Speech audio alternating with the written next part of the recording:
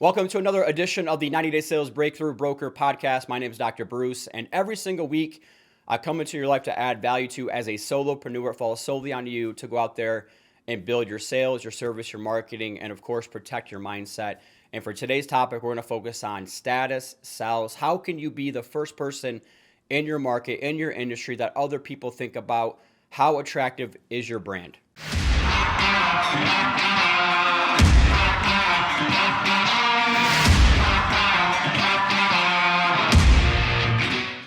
For this week's podcast, we are focused on how attractive is your brand or how attractive is your business. I truly believe that status sells. What is status? Are you the first person other people think about when it comes to your service, right? There's so many people now more than ever before. We all work in commoditized industries, whether you're in real estate, mortgage, title, insurance, financial, which are really the core people that I consistently go out there and I coach every single day, is we're all fighting for the attention of other people. We're really all focused on becoming that must-have go-to person, right? I truly believe in today's world, we have to be a must-have versus a nice-to-have. And I think about this for me as a coach, right? Like I have my Solopreneur Movement podcast. I have my Dr. Bruce brand. I have my 90-Day Sales Manager brand. But there are more coaches than ever before. There are more coaching programs than ever before when it comes to sales. And so I am out there right now competing for attention. And the analogy that I use consistently is, I'm still in my first 5 years of growing my business. And in some ways, that's a long time, right? Like I've survived that 5-year mark, which is to be celebrated. I'm truly proud of that. But on the other hand, in many ways, I'm just getting started, right? I'm still a little baby star competing out there against all these big major stars that are out there in my business, right? And so the mindset that I learned a long time ago when I moved from Nashville to Denver, not knowing anybody, and I was competing against other coaching programs, Jim Rohn, one of my favorite disciples, used to say this: to attract other people, we must become more attractive. Don't wish it were easier, wish you were better. And so when I first moved to Denver, not knowing anybody, within the first year, I grew my database 1,500 people. I now have over 15,000 people because I've understood the message of the compound effect, right? Every single day I'm going out there and I'm getting that 1% better. I'm getting a little bit more attractive to other people. And so that's why I do podcasts like these. Obviously, I do these podcasts because I want to help people, right? Like I have the heart of a teacher approach. That is my personal brand. Being a former college professor, having a PhD in human performance, is I really do want to go out there and be that heart of a teacher. But I also understand I have to consistently put my message in front of people. I have to consistently focus on helping other people grow their business.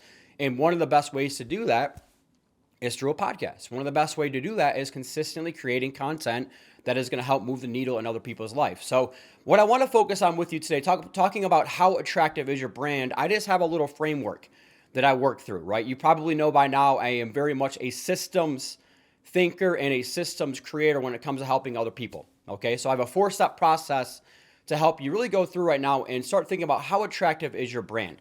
And when I think about status, I just talk about status as it's incoming demand for your time, your energy, and your expertise. If you wake up every day and you're having incoming demand of phone calls, of texts, of social media messages, right, of emails, of people who are inquiring about your service, that means you have a status, and that's a good thing. So the first step of creating a status is understanding where are you currently at? Do other people uniquely know who you are? Do you have a nice database of people? Do you have connectors out there? Do you have referral partners, right? Do you have nice advertising and things like that? Do you have nice packaging around your content? So that's just one thing to think about, right? People use the first person they talk to 67% of the time. That is marketing 101. So the framework that I use, that I consistently coach people to build their status on, number one is, what is your marketing message? And if you followed along in my journey, I call that your opportunity statement. Turn your pitch into money. And I believe now more than ever, people struggle with telling their story. A lot of people need confidence in finding, packaging, and selling their special. There's something I get from you that I cannot get from anybody else out there. And the unfortunate part about being a former college professor and, going through all the schooling that I've gone through is the schooling system really does a bad job, quite frankly, in my opinion, of helping people find, package, and sell their individual special. What is your free prize, right? What do I get from you? What problems are you solving for other people? So we have a whole framework, which I call your opportunity statement. Before I tell you what I do, let me tell you what I believe. Let me tell you why I believe it. And then I'll tell you what I do and how I do it differently and how I can help you And if I could help you like I helped all these other people and we have shared beliefs, what would stop us from having more conversations? So the first part of your status is what are your core values and how do you marry those core values, your belief statement, your 5 to 10 word tagline with stories based on your unique past and your struggles and your mentors and your education. Turn your mess into your message, your mentors, your education, your struggles, and your past scripting. So that's an acronym, okay? So the second part of this is once you have your marketing story down, and listen, it's an ongoing process. It's going to require you to do some heavy lifting. It's going to require you to do some deep thinking and critical thinking and defining moments in your life, okay? But the second part of it then is once I have my message down, who are the target markets and the segments that I want to consistently get this message in front of, right? So a target market is more of a broad group of people, right? So if I'm a business coach for commoditized salespeople in housing, banking, insurance, financial, right? Like that's a very broad group. That's my target market of people. But I can start to segment that down into, okay, I want to call on managers who have a team of 10 people, right? I want to call on people who are in their first 2 or 3 years of their business, who are really, they're right here, but they need that little extra boost to get to that next level kind of a thing, right? So these are target segments of people that I want to go out there every single day and have 3 to 5 people that I'm talking to. So think about this as in-person and digital. So digitally, what are you doing? There are Facebook groups. There's all different types of communities, meetups. I mean, guys, there's so many things, Eventbrite, of groups of people out there online digitally that you can just start to build a community around. So you could build your own community of like-minded people, or you can go join other people's groups and of course not spam them, but add value, right? So that's that digital part of this is how are you getting proximity to prosper when it comes to the online and then of course in person, right? This is where are you attending chamber events? Are you involved in the association events that you should be involved in? Are you going to the networking events? So in my system, I teach people to go out there every single week, at least once a week and get outside the office. You can't be a secret agent, sit inside the office and hope good things happen. So how are you putting yourself in proximity to prosper? Who are the other people of influence out there in your communities? There's a concept called the Dream 100. And the Dream 100 concept is really there's 100 influential people in every major market. And so when I first moved to Denver, it was basically that. Like, okay, I'm going to start with 25 major players. I want to start building out my 25 advocates, my 25 connectors, and then just consistently hang around them, consistently engage with them, whether that's online or in person. All right. So that's the second part of building your status is getting proximity to prosper. The third part of building your status is understanding the style and the substance, right? So style is getting people's attention, right? Like personality gets your foot in the door. Character is what keeps you there. So I do believe that money follows attention. I do believe that I want you to have the charisma. I do want you to be more attractive to other people based on your style. However, the substance is where you're actually delivering on the services that you promise.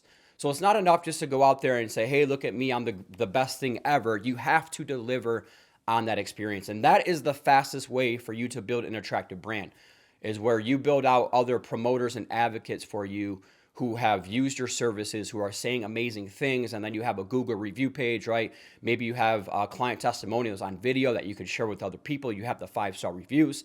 So I do believe in the style of how are you getting more attention, right? Becoming that quote unquote mini celebrity. Nobody said business had to be boring. So go out there and have fun in your business and showcase your talents and your skill sets. However, with that being said, you have to deliver on the promise, the experience that you offered other people. You have to be a student of the game. You have to constantly be studying the different things that are going on, the different changes that are going on, and sharpening your saw, right? Like make your car a rolling university. Listen to podcasts like these. So I do believe every single day in spending at least 10 minutes on your skill sets, right? Like that could be role play, that could be listening to podcasts, that could be learning other things, all that kind of stuff. So we have to have the style where I want you to have fun and give your permission to do, fun, cool, quirky things that are tied to your brand. But however, we have to have the substance too. The analogy here that I think about style and substance is, if you've ever been to a steak, I was actually out at a Ruth's Chris in Denver last week, and the steaks came out and they all looked amazing, right? They had all the toppings and all that kind of stuff. And it's the first time that we've ever all had to send back our steaks because they were overcooked. So it's not enough just to have the style where it looks good on paper. We have to have the substance, the character behind why it is that we do, and then consistently just going out there and building on that brand reputation. And guys, a brand reputation, it doesn't take as long as you think it does, but it does take time. It takes consistency. It takes discipline to go out there every single day, just like doing this podcast for me, right? Like 95% of podcasts never make it past 10 episodes because it's a lot of work. It's a lot of investment. However, I understand in order for me to become more attractive, I can do things like this that add value. And then from there, I get attention, right? And I have that heart of a teacher approach, and I add value to other people's lives. So have the style and the substance. One way for you to do this, in my opinion, to build your attractive brand is think about the frequently asked questions that you get in your business. Think about other articles that you can write that can help other people. I know that we have more AI and stuff like that than ever before. So you could, like, if you're not a content expert, you can go find this stuff, guys. And then from there, you just get better by doing videos like this.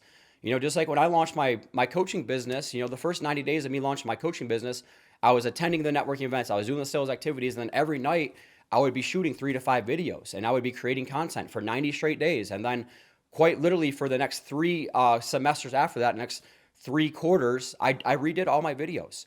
And so that's why I have more confidence than ever before 5 years later to get on camera and just teach and speak from the heart and help other people. All right. Now, the fourth and final component of building a status is understanding, like, why do you do all this? You do all of this to be a person of influence, to serve other people, right? So I think about this. When people come into my life, they join my database, my newsletter, however they're seeing me, it's a database of people who already know me, like me, trust me, and respect me. So therefore, they're looking for information that are in my field, and therefore it's my duty, my responsibility to keep their attention. It's my duty, my responsibility to educate them. When they're looking for information, I want to be the very first person that they think about when it comes to that. So a person of influence is your focus on helping other people. That's a big difference between people of interest right now. And guys, I see this now more than ever, right? Like, don't confuse status, like I said, the personality part of this, of getting more attention, with it's self-serving and I crave the likes and the comments, right? I do this because it's self-serving versus I do this because I truly believe now more than ever people need a coach. Everybody needs a coach in life, right? Salespeople who consistently have a coach out-earn those who don't by 2 to 3 times. It's not a matter of if, it's a matter of when. We're going to get fatigued, we're going to get burned out, we're going to get frustrated. It's not a matter of when we're going to lose confidence. And so that's where we need other people in our life. So I just try to be that for other people. So that's the same thing I would say for you. If you have video reluctance, if you have social media reluctance, if you're afraid to humble brag on yourself, remember, you're really good at what you do. And what I have learned is that most of the time, people who struggle with the confidence of going and putting themselves out there are the ones that are typically the best. They have more of an operational standpoint. They're really good at what they do. However, in today's world, money does follow attention. Typically, the people that get the most attention consistently win. And so this is just where I'm trying to encourage you to be a person of influence, right? When I hit record on a video, I can't make everybody happy. If I try to make everybody happy, I'm guaranteed to be unhappy. It's not going to be fun for me. I'm going to be nervous. I'm going to be scared. I'm going to be all those things. And listen, I have video reluctance just as much as anybody else out there. And I speak in front of thousands of people every single month. And I tell you this because the way that I overcome this is when I do videos, when I post content and I create content, I just think about the 80-20 rule. Is this going to help 20% of my database currently, right? And if I do that consistently, I can't focus on the unsubscribes. I can't focus on the people who don't open my newsletter. I can't focus on the people who don't like, comment, share my stuff. All I can do is focus on Dr. Bruce. I'm chasing my potential every single day.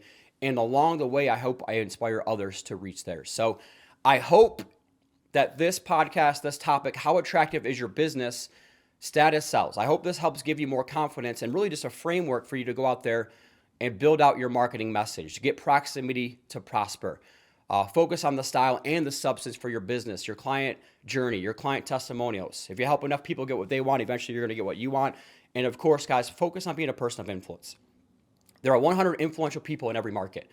Get out there and rub shoulders with them. Get out there and add value to them. Consistently create content that's going to help your database of people. Consistently engage with your database of people, and good things are going to happen for you. So as always, I believe everybody needs a coach in life. Trained always outperform untrained. If you're interested in a CRM that holds you accountable to a selling system, we have one of those. If you're interested in more one-to-one accountability tied to our selling system, we have that as well. And then we have our 90-day sales coaching bootcamp for people in real estate, mortgage, title, insurance, financial. That starts every first Monday of the quarter. We do have open enrollment right now for the April group, so please do look into that. The quicker you get signed up, you get access immediately to all of our content, guys. So there's no purpose in waiting. In fact, we typically do sell out our seats. So with all that being said, I truly believe everybody needs a coach in life. Thank you for letting me be yours.